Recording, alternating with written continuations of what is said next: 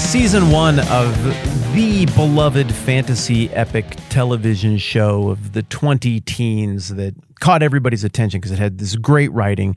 There's this beloved character in Season 1, and he gets in trouble partway through the season, and his fate is in the hands of an erratic, all-powerful king. But there is this sweet girl from an outsider group who marries the king and is now in a position of influence.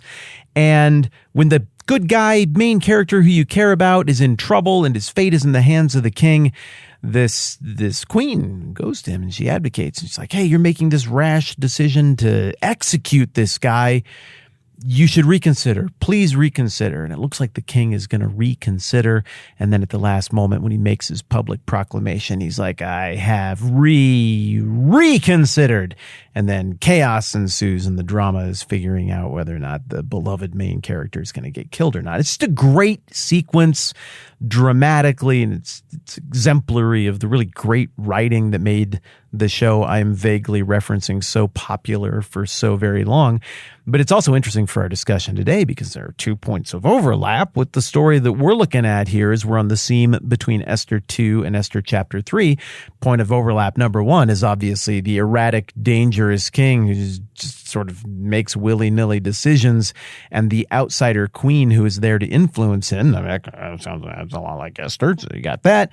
But then also, there's a situation where you get the wild reversal in the season finale of the season I'm talking about, where it looks like one outcome is very, very likely, but then you're just shocked as an audience member when the whole thing pivots on its heel and it goes in a completely different direction.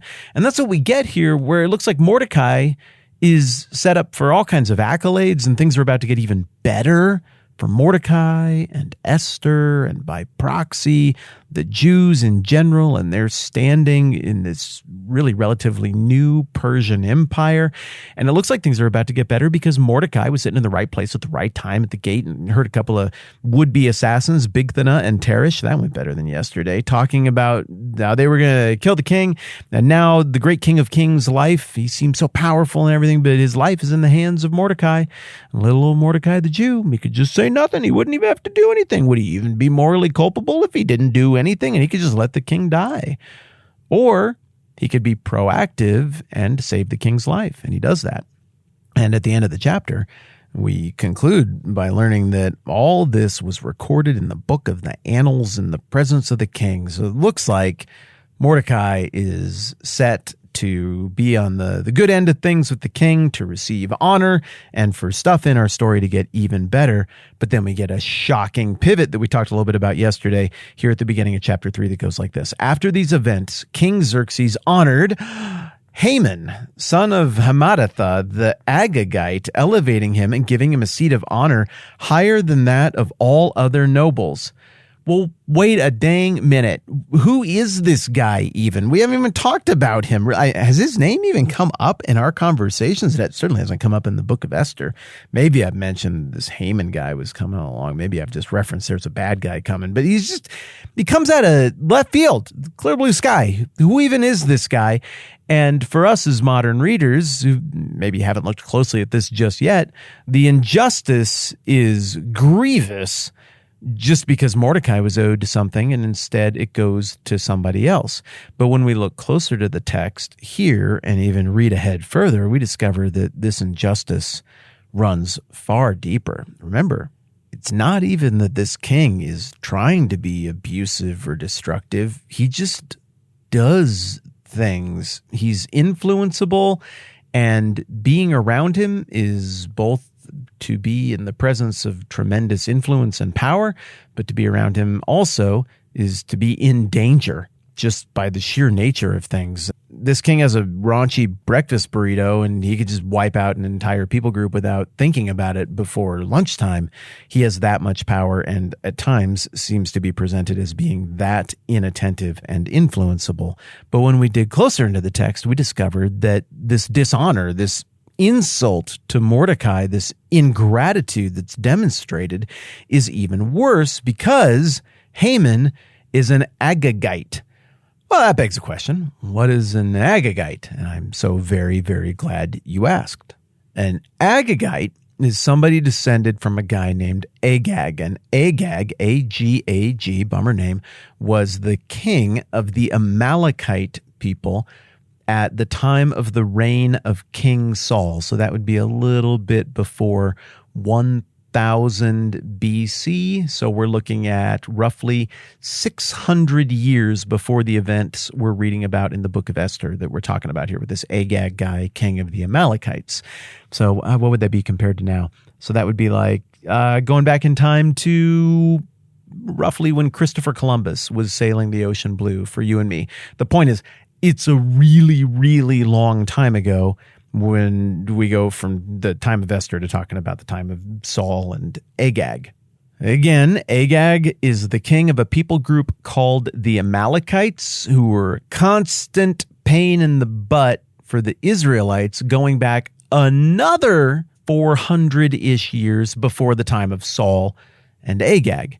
So in total, the tension between the Amalekite people and the Jewish people at the time of the events described in the book of Esther during the reign of King Xerxes, it goes back almost 1,000 years.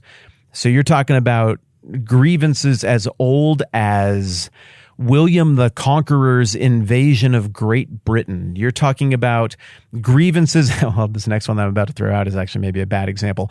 Grievances as old as the First Crusade. That actually does trickle down to now. The point I was trying to make was that it's a long time ago and we don't remember a lot of the grievances from that long ago. But maybe the point I'm accidentally making is that there are some grievances that last 1,000 years, even though most stuff is forgotten. It's got to be a really significant grievance to travel that far through time. Yeah, I think that's a better point. I just backed into it. We'll take it. We first run into the Amalekites in Exodus something. I don't remember what it is. It's right in the middle. I didn't mark it, but I know where it is because I kind of memorized the layout of this particular Bible. So if I just flip around here, I'm going to find it. And there it is. Yep, because I just remembered where it was on the page. You know how that works? You do that sometimes. Exodus 17 is where we run into the Amalekites. And this is a really famous part of Exodus. The Amalekites are sneaky. They factor into a bunch of places in the Bible that you totally remember, but you forgot that the Amalekites were there. So in Exodus 17, you get the first situation where Moses is like, okay, I get it. Everybody's thirsty. We've done our Exodus. We're wandering around in the desert. Everybody's mad. Fine, we'll get some water out of the rock. And then right after that, the Amalekites, who are just being jerks, come and attack the Israelites after they've left Egypt and they're wandering around in the desert all vulnerable. And Amalek comes down and I'm like, well, let's just kill all of these people. And the biggest insult to injury here is that they're related. The Amalekites are a cousin people of the Jewish people, of the Israelites, of the Hebrews, because they are descended from Esau. And then, of course, the Jewish people, the Israelites, are descended from Jacob. And those guys were brothers. And admittedly, Jacob and Esau, their whole deal, it was a rough brotherhood, but I don't know, they patched it up after some really difficult grievances in the early going, but apparently the bad blood lingers and the Amalekites do not feel any familial loyalty or courtesy is owed to their Hebrew cousins, and so they attack them in the middle of the desert in Exodus 17. And maybe you're thinking, there's so many battles in the Bible. It's like, then some people fought some people and they slaughtered everybody and there's a fight and whatever. I'm not going to remember it, but that's false. You're probably going to remember this one because it's one of the most famous, memorable battles in the Bible because it's a miraculous battle. Check it out. Exodus 17:8. The Amalekites came and attacked the Israelites at Rephidim. I think I said that right-ish. Moses said to Joshua, "Choose some of our men and go out and fight the Amalekites. Tomorrow I will stand on top of the hill with the staff of God in my hand." So you remember in this one now? So Joshua fought the Amalekites. He's like the young up-and-coming leader who eventually takes over for Moses.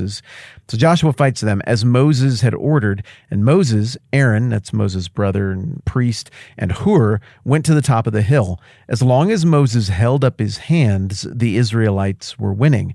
But whenever he lowered his hands, the Amalekites were winning. happening.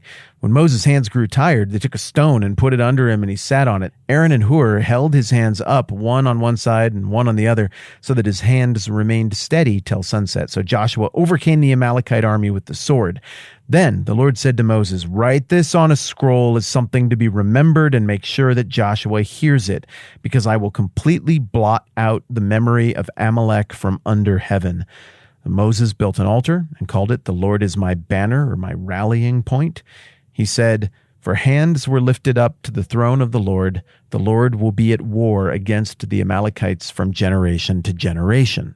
So again, this Haman guy who just got the honor in Esther chapter 3 that seems like it should have gone to Mordecai, and who is now in a position of authority over Mordecai and all of the Jews, it looks like we're being told that he's a descendant of these Amalekites. But to this passage in Exodus 17, this is really the beginning of the distinctively bad blood between these two groups. And I think this incident also introduces a thematic through line for all of the relationship between the Jews and the Amalekites, and also the relationship between Haman and the Jews and what he wants to do to them as we move along in Esther. It introduces this theme of plunder. I mean, why did the Amalekites attack the Hebrews in the desert? Really? Is it just because they were really mean and they wanted revenge for centuries-old slights that maybe they kind of remembered? I mean, it could be. But more so, they probably would have attacked anybody just roaming around in the desert because it's free money. Remember, God softened the hearts of the Egyptians during the Exodus in some weird way that I still can't wrap my brain around. And the Egyptians were like, you know what? Here, take a bunch of our gold and our silver and our food and our fancy outfits. Just take all of this wealth with you. Maybe it was a big social movement where they felt guilt for what they had done to this group of people. Maybe it was something that supernaturally went against the intuition of the Egyptian people, but it just happened and now they're gone and it's just too late to go get your money back. I don't know. But whatever happened there, the text in Exodus describes that incident as being one by which the Hebrew people plundered their former masters. Well, they're just walking around with all of that out in the desert. They got it probably in boxes or baggies or something. And the Amalekites, they historically ranged from the eastern edge of Egypt all the way up to the eastern edge of Israel. And so, I mean, they knew they would have had scouts. I think they just wanted to plunder these people. I think they viewed them as easy pickings.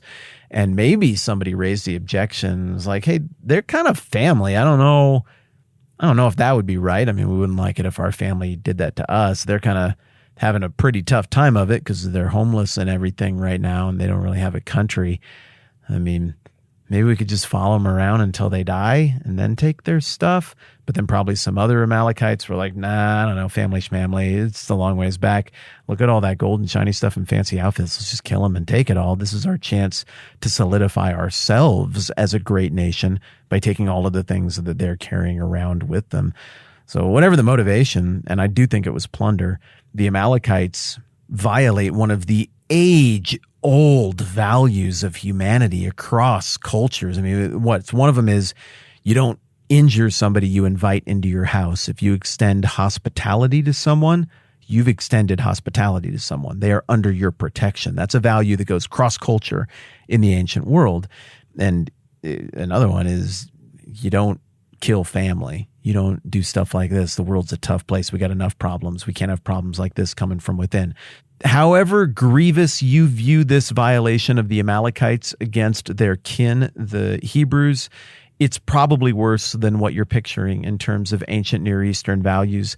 I think this was a grievous offense, the kind of thing that you do not come back from relationally. Effectively, half of the family said to the other half of the family, we want to genocide you. We want you dead and gone. And given the opportunity to do so, push comes to shove. We've now revealed our true colors, and we will genocide you. We will kill you given the opportunity, and we will pick over your bones and take your things. And that's just not a good look. So 2 things real quick on the way out the door. 1, we're just going to pause right there. I'll pick up where we left off next time around. 2, oh my goodness, the Patreon discussion is amazing. I was hoping a few people would jump in over there and we could just kind of bounce some ideas back and forth about what we do next on this podcast. But instead, tons of people have turned out and there've been great ideas. It's like the liveliest, best conversation that I've had just about this podcast in terms of really helpful feedback. And your feedback is definitely shaping my thinking for what happens next. So if you are a patron of this program, please hustle over to patreon.com/thetmbh podcast and jump in with your thoughts. We are making some real progress over there, and it's just been absolutely wonderful. I've had a chance to interact with a ton of very thoughtful people. Thank you to everybody who's participated. If you want to jump in, you can support the podcast at any level. Everybody who's helping to make this thing go at any level is welcome to jump in over there and contribute. It's been a lot of fun. Okay, that's a lot of stuff. Picking up where we left off tomorrow. I'm Matt. This is the 10-Minute Bible Hour podcast. Let's do this again soon.